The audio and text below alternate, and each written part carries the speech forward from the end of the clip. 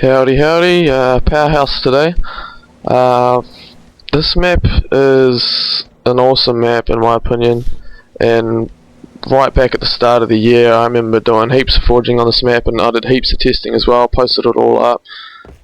Tech and all them were posting their versions and feedback and stuff, and I thought it actually had quite a good chance to making it in, but it kind of just, I don't know, faded away and everyone kind of forgot about it, and it seemed like MLG didn't really pay any attention to it. One thing I think with this map is a lot of people have a really bad experience with it just because of the settings and matchmaking, like with the hammer and the hammer room and all that crap. It's just like, and the spawns and the game types you play in matchmaking, it's just horrible. But from the testing that I've done, or that I did again months ago, it plays really well, and I mean I was playing that with Sprint and Bloom, and it was still playing alright. So I think with Zero Bloom it's going to work really well, just because you'll actually be able to kill people across map from roof to roof and stuff like that, instead of taking 20 shots to kill them, you know.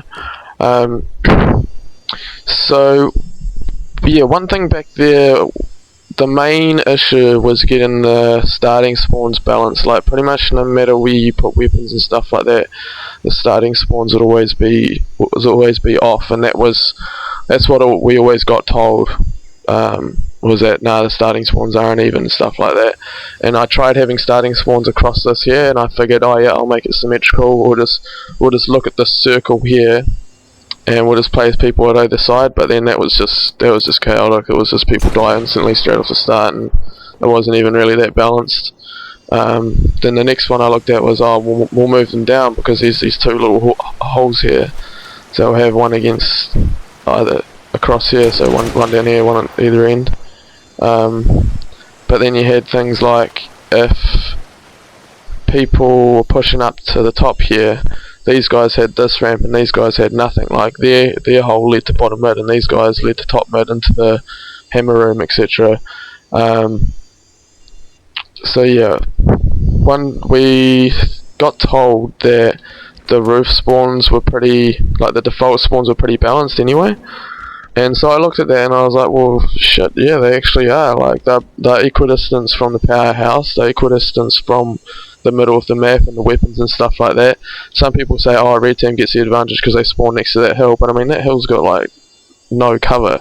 If these guys here kind of just put shots straight away, there's no way people are going to get past there. Like these guys can just sit back here and then just keep putting shots, and these guys can slowly move up their side to it as well. And likewise, if blue team tries moving up straight away, they can just get picked off as well as they're moving up there. And then they've both equidistance to like weapons and stuff like that. So I've like timed the runs. I've got snipers spawning right here against this little pole here, and that works really well, because these guys, it basically takes the same amount of time for each team to get here, and then it's really hard for both teams to get in there, because these guys are probably going to drop down here and then they get stuck in this room here, because these guys are just going to be nading and shooting it like crazy. And then these guys are going to be coming up this ramp here, and the people up here are just going to be the same thing, nading and shooting them like crazy. So it's going to require a lot of strategy to be able to get up into where that's the first hill as well, but up to where the sniper is. I left grenade launch on default spawn because I think it's a good place. It like gives some meaning to this bottom room, otherwise it's kind of pointless having it. And it just makes it more familiar to people, because when you're testing out new maps that have been in matchmaking before, and if you completely change around all the weapons, people just, like when you're trying to test it, people are like, what the hell, where is everything? And if you just leave it on default, they're like, oh sweet, grenade launcher is here kind of thing. And people are used to going down there to grabbing it and then using it around this area, and then if there's no grenade launcher and there's something else there instead, it just kind of, I don't know, it makes it harder to get used to. And one thing that I've been saying a lot lately is harder to transition into competitive. So if we've got people playing matchmaking, reach matchmaking, they want to try MLG and they see that Powerhouse is in MLG, it's going to be harder for them to actually compete if the weapons are all mucked up. So you can change them around to make them more competitive, obviously, but like if it doesn't need a change, don't change it. Just try and keep it as default as possible while keeping it competitive. So yeah, I think the grenade launcher works fine there, so I left it there. Hammer obviously didn't work. We're not going to have a hammer in there, but this is a really good spot for like a strong power weapon. So I was going to put the sniper in there because I think this is a fantastic map for sniping.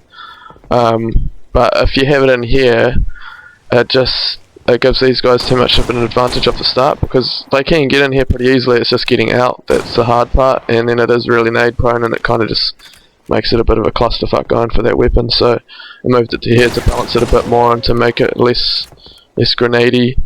The other thing for Team Slayer is I've got a camo right here. Because with this map here, it's all about the Powerhouse, obviously. Just camping in the Powerhouse, and then just popping out and just trying to stop people from getting up here because it's the height and you've got all the cover and everything.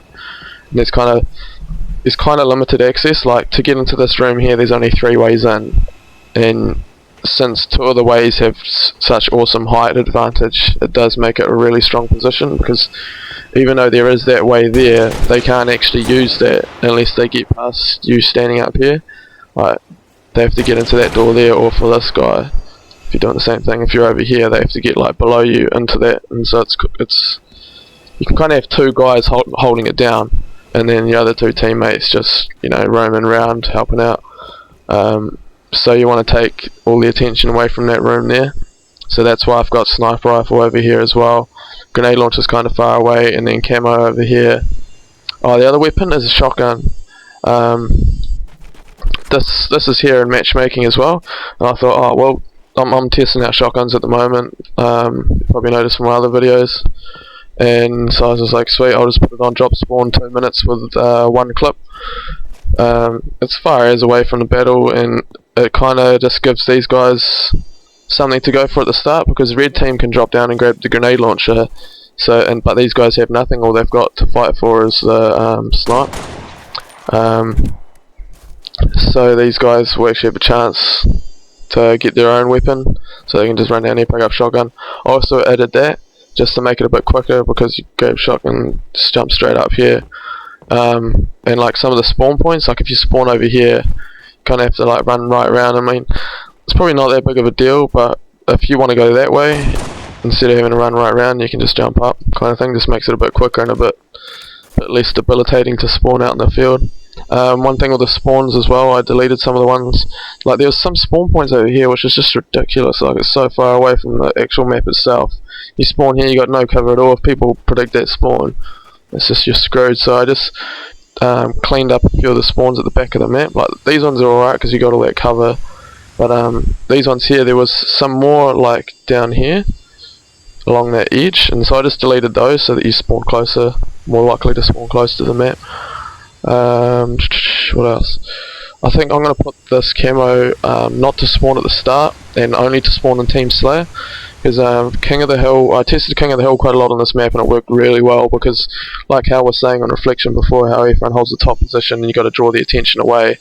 It's the same on this. Like people can camp this room if they want, but if the hill's not in it, then they're not going to win. So the primary hill is right in the middle here, so pretty much wherever you spawn, you've got a pretty decent chance of attacking it. Like if you spawn over here, it's quite far away, but then you got the height advantage and you can stop them if they're in it. And then if you spawn down here, you can just get into it really quickly, so just makes it a bit really neutral.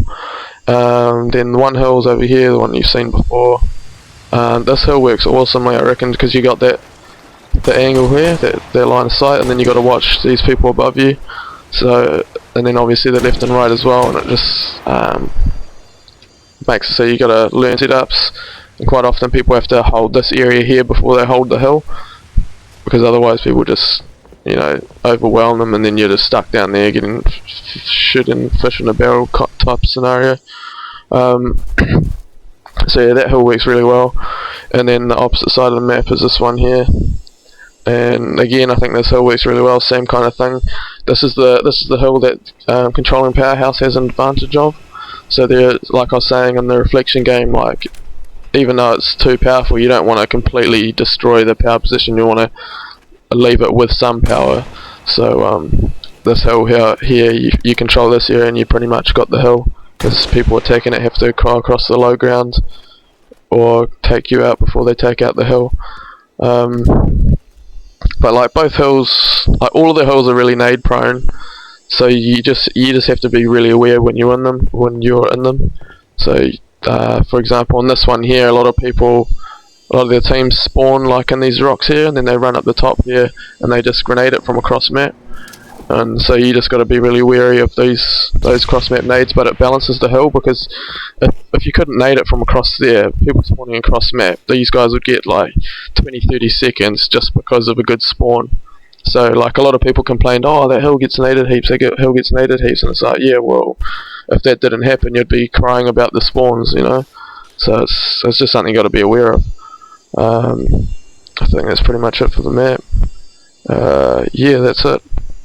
I just don't know why MLG didn't pick this up, because like with the amateur bracket, hey, you have to play on split screen. You just can't play Forge maps on split screen because they lag so badly. It's like, here's a disc map here, it's fine, just frickin' make it work, you know. Anyway, I'll shut up now. Thanks for watching. Cheers. Game over.